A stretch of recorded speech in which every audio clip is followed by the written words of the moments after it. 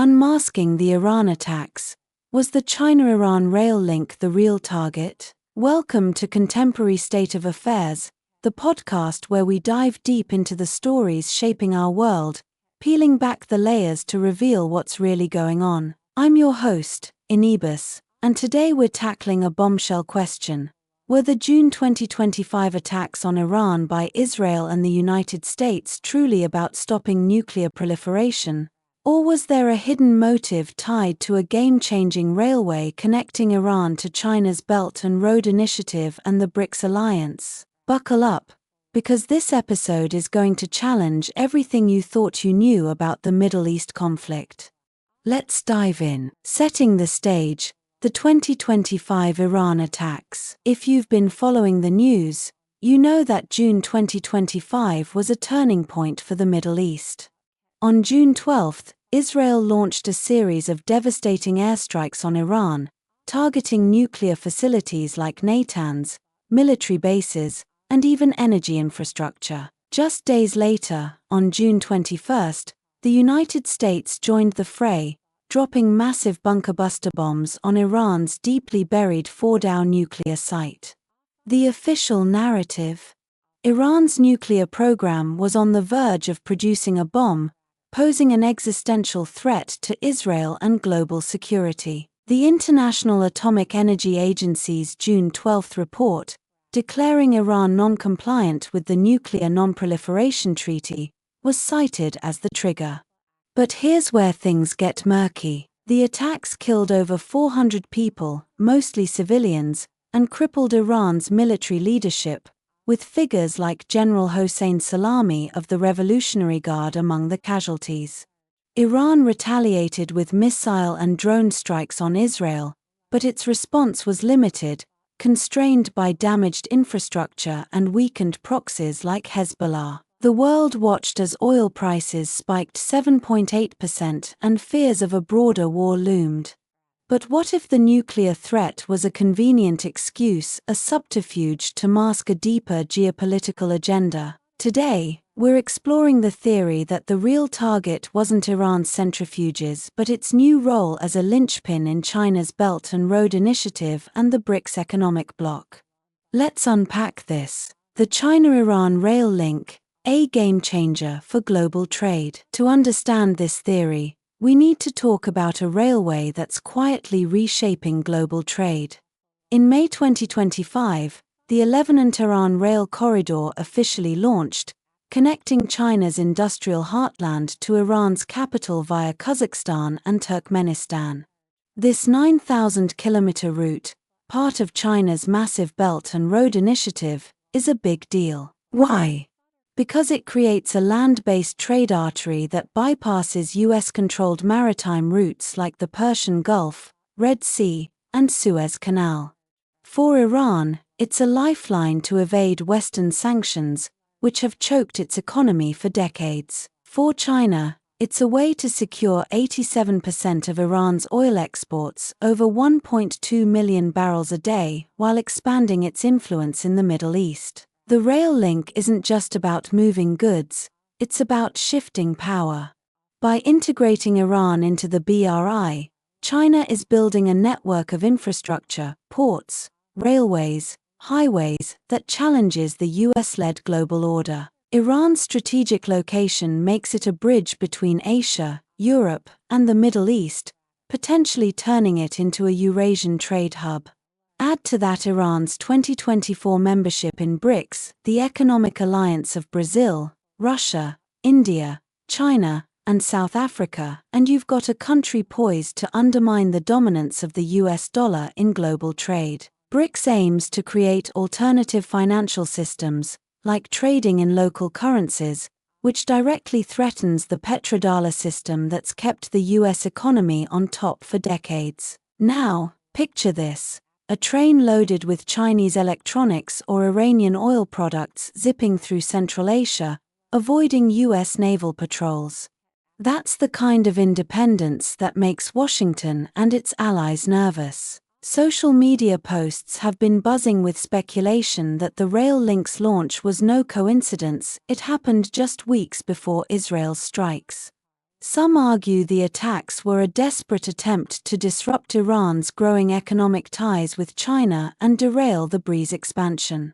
But is there evidence to back this up? Let's dig deeper. Segment 3. Why nuclear proliferation might be a red herring. The official story is that Israel and the US struck Iran to stop it from building a nuclear weapon. Iran's uranium enrichment to 60%, close to the 90% needed for a bomb, raised alarms, and the IAEA's non-compliance report gave the attacks a veneer of legitimacy. But let's be skeptical for a moment. Iran has been enriching uranium for years, and while 60% is high, experts like IAEA chief Rafael Grossi have said there's no evidence of a systematic weapons program. Plus, Iran's nuclear sites, like Fordow, are buried deep underground, making them tough to destroy without sustained campaigns, something Israel alone couldn't pull off. Here's another wrinkle: the timing of the attacks. Israel struck before scheduled nuclear talks with the US in Oman, catching Iran off guard. If the goal was to pressure Iran into a deal, why not wait for diplomacy to fail? Instead, the strikes seemed designed to maximize chaos, targeting not just nuclear sites but military leaders, scientists, and even oil refineries. This broad scope suggests a bigger agenda, like weakening Iran's economy and its ability to sustain the rail link. After all, a crippled Iran can't invest in infrastructure or play a starring role in BRICS. Critics of the nuclear narrative also point to historical parallels. In 1981, Israel bombed Iraq's Osirak reactor, claiming it was a proliferation threat. But later evidence showed the strike pushed Iraq to accelerate its covert nuclear program. Could the 2025 attacks have a similar effect, driving Iran to pursue a bomb out of desperation? If so, the nuclear excuse starts to look like a pretext for a broader geopolitical play, one aimed at disrupting Iran's integration into China's economic orbit. The geopolitical chessboard: US, Israel, and the BRI. So, why would the US and Israel care so much about a railway? It's all about power. The Belt and Road Initiative is China's bid to redraw the global trade map, and Iran is a critical piece of that puzzle. The US has long relied on its naval dominance to control key choke points like the Strait of Hormuz, through which 20% of the world's oil flows. The Lebanon-Tehran rail link threatens that control by giving China and Iran an overland alternative. If BRICS countries start trading oil in yuan or rupees instead of dollars, the US economy could take a hit, as the petrodollar's dominance wanes. Israel's motivations are more regional but no less strategic. A stronger Iran, backed by China's $400 billion investment through the 2021 strategic partnership, is a nightmare for Tel Aviv. Iran's proxies, like Hezbollah, have been weakened since 2023, but a financially stable Iran could rebuild its influence. The rail link also makes Iran a hub for trade routes that could benefit rivals like Russia and Turkey, shifting the Middle East's balance of power. By striking Iran's infrastructure, Israel may have aimed to delay or derail these plans, ensuring it remains the region's dominant military and economic player. Social media chatter reinforces this theory.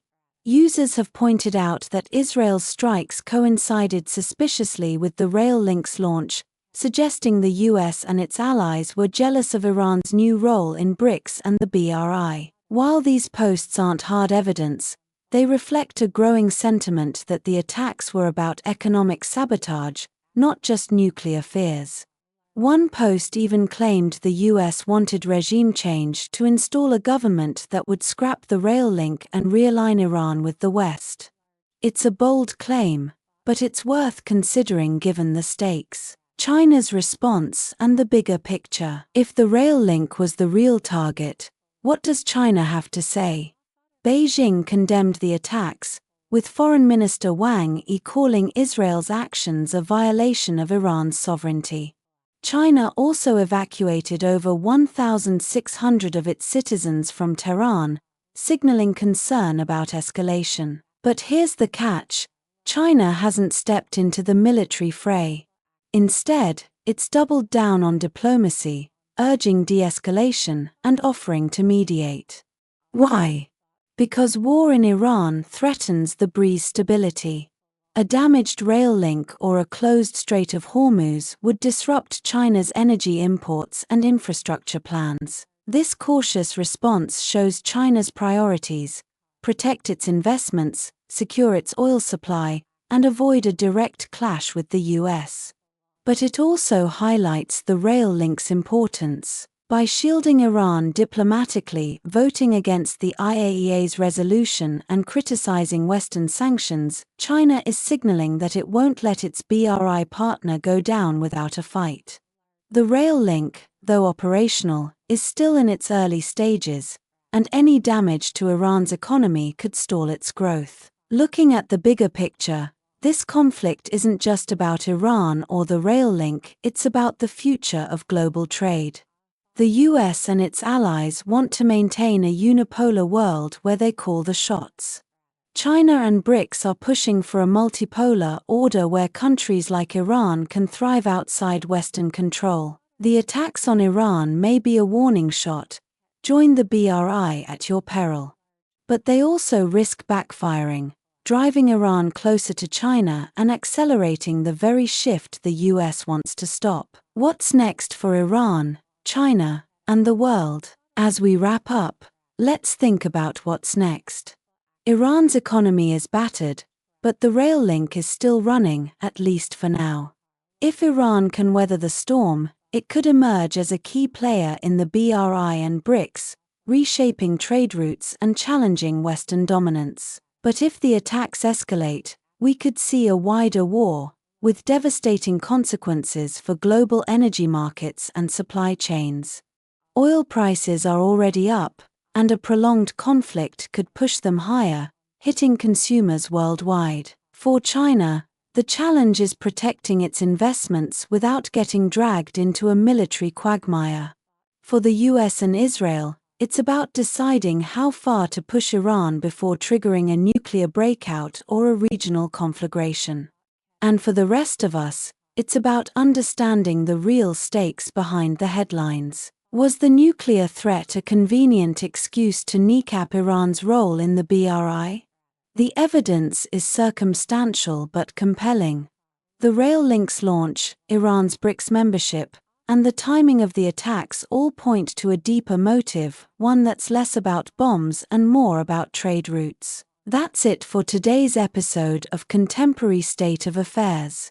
What do you think? Was the Iran attack really about nukes, or is the China-Iran rail link the key to this puzzle? Drop your thoughts in the comments. If you enjoyed this deep dive, please subscribe, leave a review, and share this episode with your friends. We'll be back next week with another story that cuts through the noise. Until then, keep questioning, keep exploring, and stay curious. I'm Inebus, and this is Contemporary State of Affairs.